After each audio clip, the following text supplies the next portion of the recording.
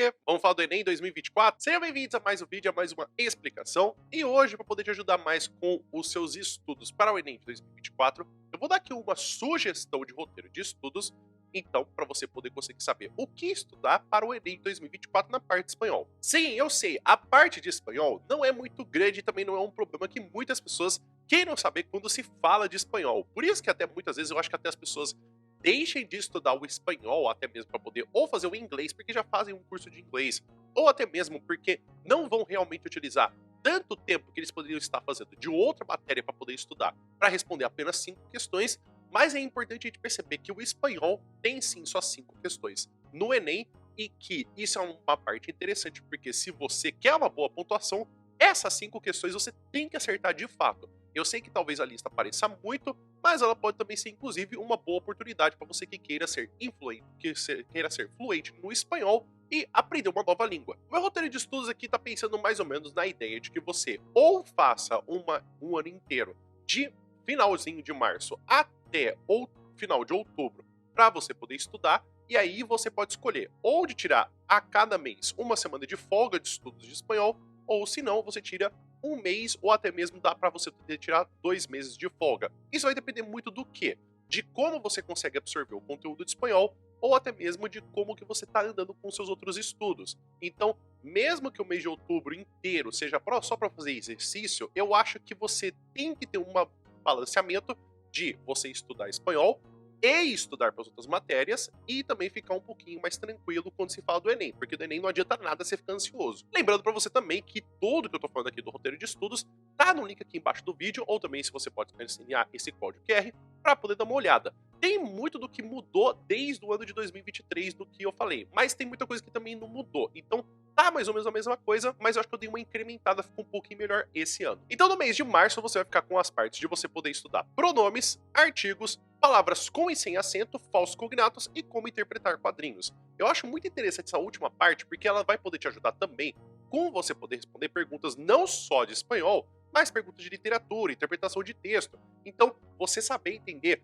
quebra de quando você tem uma quebra de expectativa, ou o que gera o humor, inclusive até mesmo quando você tem essas palavras com esse acento, para você poder entender mais o espanhol, porque a gente tem que no espanhol, a gente não tem uma diferença de pronúncia, mas a gente tem uma diferença do que aquilo significa dentro da frase. No mês de abril, você vai estudar, então, substantivos, advérbios e como utilizar esses advérbios de forma comparativa e também de superlativo, e como interpretar notícias. Notícia também é uma outra forma de texto que vai aparecer com muita frequência no Enem, com o que você tem de espanhol. Eu não acho que é o mais famoso, porque a gente vai ter o mais famoso como texto informativo, mas eu acho também interessante você perceber, principalmente porque depois você vai estudar sobre o que você vai ter de verbos, e aí você saber então absorver e saber como você tem que se comportar de frente de um texto de notícia vai te ajudar muito a ter uma boa pontuação. No mês de maio você vai então estudar o uso de lo, inclusive os verbos no presente, então você vai ver todas as formas de presente, então para você poder conseguir estudar e ter mais tranquilidade. E por fim, a gente vai ter o estudo de preposições e como interpretar canções. Canção é uma parte do que vai ser então de você ler com a parte de metáforas, de você entender que existe uma musicalidade, um sentimentalismo dentro das canções, que pode te ajudar, inclusive, até na parte de literatura. No mês de junho, você vai estudar os verbos do pretérito, inclusive, você não vai estudar só o pretérito simples, mas também você vai entender o pretérito plusquamperfecto, o pretérito imperfeito e o perfeito, para você poder conseguir entender todas as formas de pretérito para ver como que elas funcionam e como que se deriva. Inclusive, as conjunções e como interpretar textos informativos. Texto informativo é a forma mais importante do que você precisa saber sobre textos no Enem. Então, não só você vai ver muitos deles na parte do que a gente tem de espanhol, mas também em textos como geografia, história. Então, meio que você está estudando espanhol, mas você também está estudando estratégias para poder te ajudar também quando se fala na parte do Enem inteiro, não só do espanhol. O mês de julho vai ser um mês de férias, então assim como eu falei para você, eu não estou planejando nada que você use esse mês para você poder realmente estudar,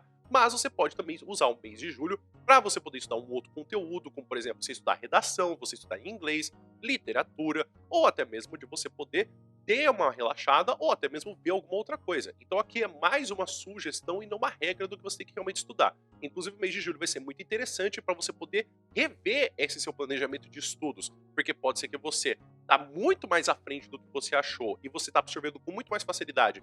E aí dá para você poder dar mais um gás de só mais um mês para poder ver tudo, Ou se não, pode ser que você está precisando de mais tempo para uma outra matéria e essa matéria de espanhol não vai fazer tanta diferença para você. Então é uma coisa para você poder relevar também. No mês de agosto você vai estudar então orações de como se forma o condicional, os verbos no futuro, inclusive de orações compostas por subordinação e coordenação e como interpretar resumos. É muito frequente que a gente ache resumos não só por sua natureza de, por exemplo, você ter um resumo de uma matéria, mas pode ser que você tenha uma sinopse de um filme, ou você também vai ter uma explicação de um evento histórico.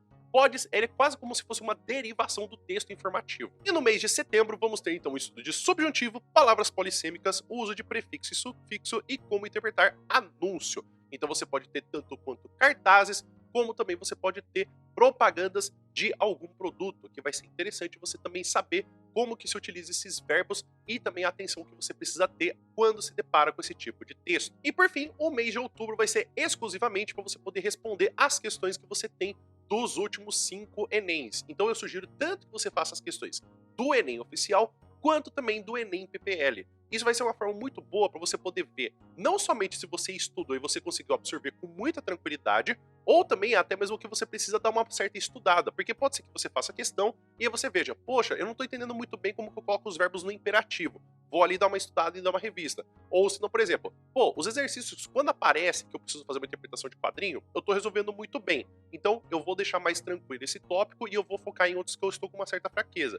Então, o espanhol é essa coisa que você vai ter nas outras matérias, de você avaliar o que você está indo muito bem, o que você está indo mais ou menos e você dá uma certa estudada, e o que você está indo muito mal para você tentar mais ou menos estudar mais ou menos e tirar uma nota média. Então é isso, pessoal. Espero que vocês tenham entendido, espero que vocês tenham gostado. Então fica aqui uma sugestão de roteiro de estudos para você poder falar de espanhol. Você pode ter percebido que muito tem na parte gramatical, mas eu quero também que você entenda que muito do espanhol é de interpretação de texto. Então isso meio que te ajuda também quando você precisa estudar para outras matérias, como por exemplo de fazer questões de interpretação de texto, ou de história, ou de geografia, ou até mesmo de literatura, e não que fica exclusivamente só de espanhol. A parte espanhol exclusiva mesmo é quando a gente fala do vocabulário, ou até mesmo da gramática.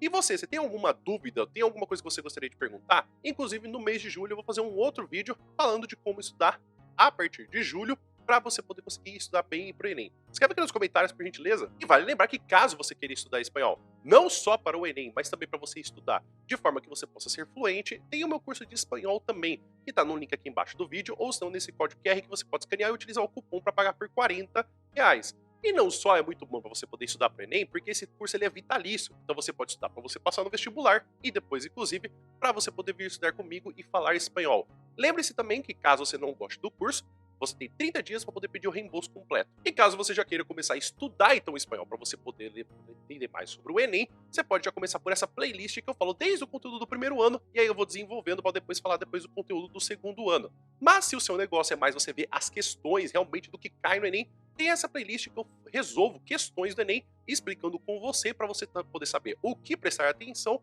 e o que você pode passar batido ou se não até mesmo como reduzindo o seu tempo e focando para o Enem para você poder se sentir mais tranquilo fazendo esse exame. O vídeo vai ficando por aqui. Muito obrigado por todo mundo que ficou até aqui. Espero que você tenha um bom dia e a gente se vê no próximo vídeo. Até mais!